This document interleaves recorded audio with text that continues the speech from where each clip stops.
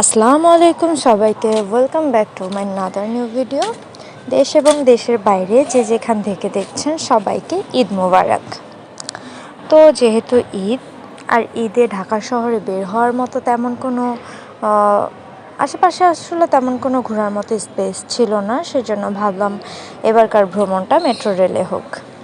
তো সেই জন্যই বের হয়েছি মেট্রো রেল ঘুরতে যাওয়ার জন্য, যেহেতু এর আগে আমার ট্রেনে ওঠার কোনো অভিজ্ঞতা নেই, আমি কখনো নর্মাল ট্রেনেও উঠি নেই। আর মেট্রো রেলের কথা ভাবা তো একদম বিলাসিতার মতো একটা ব্যাপার। তো যাই হোক, তো যাচ্ছি মেট্রো রেলে ওঠার জন্য। আর এখন আছি ঢাকার প্রাণকেন্দ্র বলা চলে মতিঝিল। এই যে শাপলা চত্বর, একদম আমাদের জাতীয় ফুল।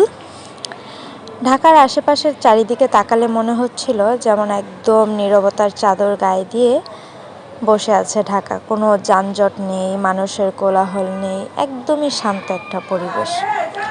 কিন্তু প্রতিনিয়ত যেই ঢাকাকে আমরা দেখি, সেই ঢাকাটাই বোধহয় বেশি ভালো এই নিরিবিলি ঢাকার চাইতে।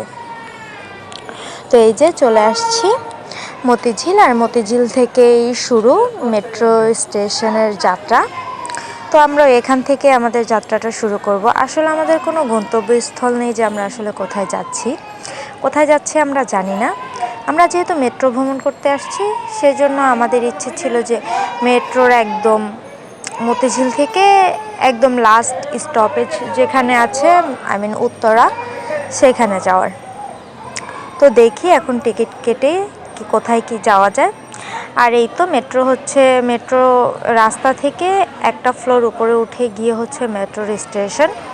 তো দেখতে বেশ ভালোই লাগছিল, আর অন্যরকম একটা অনুভূতি কাজ করছিল যে আসলে ভিতরের পরিবেশটা কেমন হবে, কারণ আমি তো এর আগে কখনো মেট্রোতে আসিনি।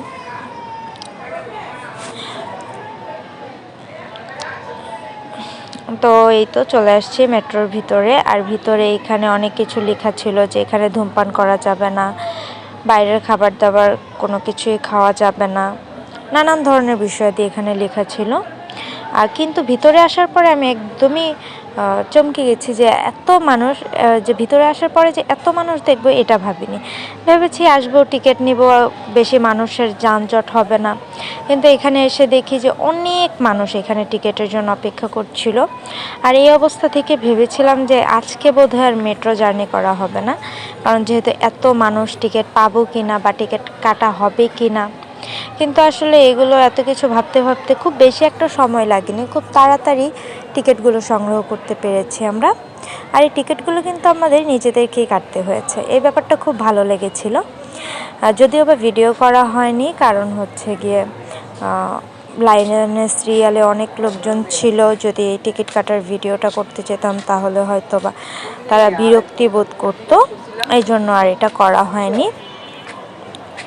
কিন্তু বিষয়টা খুব ভালো ছিল, আর নামিরা খুব বেশি এনজয় করছিল এই ব্যাপারগুলো, যে টিকিট কাটা হচ্ছে, টিকিট আসছে একটা সাইড দিয়ে। যারা মেট্রোতে উঠেছেন তারা মেট্রোর এই টিকিট কাটার সিস্টেমটা অবশ্যই জানেন। তো এই যে সাইড দিয়ে টিকিট বের হচ্ছে, আরেক পাশ দিয়ে টাকা দেয়া পে করা হচ্ছে, এই বিষয়টা নামিরা খুব মজা পাচ্ছিল। সে টিকিট নিয়ে খুব এক্সাইটেডও ছিল। তো এখন এই যে আমরা উপরে লিফট দিয়ে চলে যাচ্ছি।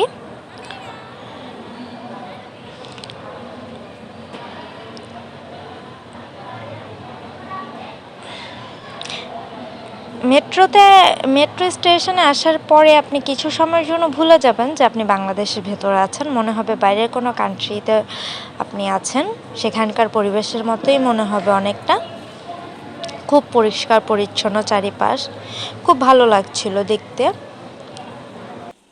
এই মেট্রো রেলে এসে একটা সময় মনে হচ্ছিল যে না, এরকম যদি আশেপাশের জেলাগুলোতেও ট্রান্সফার করা হতো, যে সব জায়গায় মেট্রো দিয়ে যাতায়াত করা সম্ভব হতো, তাহলে হয়তো এই ঢাকা শহরের যানজট অনেকাংশে কমে যেত। মানুষও এই মেট্রোতে ট্রাভেল করার জন্য দূর দূরান্তেও গিয়ে নিজের বাসস্থানে বসবাস করতে পারত। আর এই পরিষ্কার পরিচ্ছন্ন চারিপাশ ভালোই লাগছিল দেখতে। মেট্রো ভ্রমণটা আমাদের জন্য খুব আনন্দদায়ক ছিল। আর প্রথমবার যে কোনো জিনিস দেখলেই তো সেটার জন্য অন্যরকম একটা এক্সাইটমেন্ট কাজ করে, আমাদের ক্ষেত্রেও তার ভিন্ন কিছু হয়নি। তো আমি চারিপাশ ঘুরে ঘুরে দেখছিলাম আর সেগুলো ভিডিও করছিলাম। আমি ভেবেছিলাম যে মেট্রোর স্টেশনে হয়তো ভিডিও করতে দিবে না, কিন্তু আসলে না, মেট্রোর প্রতি জায়গায় ভিডিও করার পারমিশন ছিল, কোনো সমস্যা হয়নি ভিডিও করতে। একটা কবিতা ছিল, ঝকঝকা ঝক ট্রেন চলেছে, ট্রেন চলেছে, ওই ট্রেন চলেছে, ট্রেন চলেছে, ট্রেনের বাড়ি কই। আসলে এই ট্রেনের কোনো বাড়ি নেই, এই ট্রেন নিজেই প্রত্যেকটা মানুষকে তার নিজ বাড়িতে ফিরিয়ে দেওয়ার প্রচেষ্টায় শুধু চলে। তো এই তো ফাইনালি আমরাও ছুটে চলছি এই রেল ধরেই। মেট্রো রেলের ভিতর থেকে এই গ্লাস দিয়ে যখন ভিডিও করছি, মনেই হচ্ছে না যে মাঝখানে একটা গ্লাস আছে আর ভিডিও করছি। আর এই মেট্রোটা যেহেতু একটু উপর দিক দিয়ে যায়, প্রায় 2-3 তলা উপর থেকে আসলে যায় রাস্তা থেকে, সেজন্য চারিপাশের বিল্ডিং, গাছপালা খুব সুন্দর দেখা যাচ্ছিল আর খুব ভালো লাগছিল এই বিষয়টা। আর সব কিছু একদম স্বচ্ছ, চকচকে, ঝকঝকে দেখা যাচ্ছিল। এই যে এই পাশ থেকে ওই পাশের মানুষজনকেও দেখা যাচ্ছে। আর কিছুক্ষণ পরপরই এক এক স্টেশনে গিয়ে মেট্রোর এই জার্নিটা থামছিল, আবার সেখান থেকে মানুষজন নিচ্ছিল, নিয়ে আবার নতুনভাবে জার্নি শুরু হচ্ছিল। আর আমাদের গন্তব্য ছিল মতিঝিল থেকে একদম লাস্ট স্টপেজ যেখানে, সেটা হচ্ছে উত্তরা, সেখানে গিয়ে নামবো। কিন্তু আসলে আমার খুব খারাপ লাগছিল এই মেট্রোতে ওঠার পরে। নর্মালি আমি কোনো বাস বা গাড়িতেই জার্নি করতে পারি না রিক্সা ছাড়া, সেই জন্য একটু খারাপ লাগছিল, একটু বমি বমি ভাব লাগছিল। সেই জন্য আমরা মিরপুরে নেমে যাই। আসলে মিরপুরে আমাদের তেমন কোনো চেনা জানা জায়গা ছিল না, বা মিরপুরে কোথায় যাব সেটাও জানা ছিল না। তো মিরপুর স্টেশনে নামার পরে আমরা আসলে সেখান থেকে বের হয়ে একটু ঘোরাফেরা করি বাইরে। ঘোরাফেরা করে আবার ওইখান থেকে টিকিট কেটে আগারগা চলে আসি। আর আগারগাতে একটা বিমানবন্দর, জাদুঘর বা পার্ক যেটাই বলেন না কেন আছে, সেটার ভিডিও আপনারা অবশ্যই দেখতে পাবেন। তো সেখানে চলে আসি এবং সেখানে খুব সুন্দর একটা সময় কাটে আমাদের। তো সেইখান থেকে আবার টিকিট কেটে আবার মতিঝিল আসি। আসলে এই জার্নিটা না আমাদের খুব ভালো ছিল, বারবার টিকিট কেটেছি, বারবারই মেট্রোর বিভিন্ন যেই জায়গায় জায়গায় যে মেট্রো স্টেশনগুলো ছিল সেগুলোও দেখতে পারছি। তো বিষয়টা খুব ভালো লাগছিল। আর এই যে এতদিন শুধু রাস্তা দিয়ে রিকশায় করে এই যে গাছপালা, দালান কোঠা দেখা হয়েছে, কিন্তু এই মেট্রো থেকে দেখতে বেশ ভালো লাগছে। একদম উঁচুতেও না, আবার একদম নিচুতেও না, একদম মিডলে দেখা যাচ্ছিল এই গাছগুলো। তো ভালোই লাগছিল, আশেপাশে সব কিছু দেখা যাচ্ছিল আর খুব স্বচ্ছভাবে দেখা যাচ্ছিল। আমার তো মনেই হচ্ছিল না যে মাঝখানে কোনো কাজ আছে।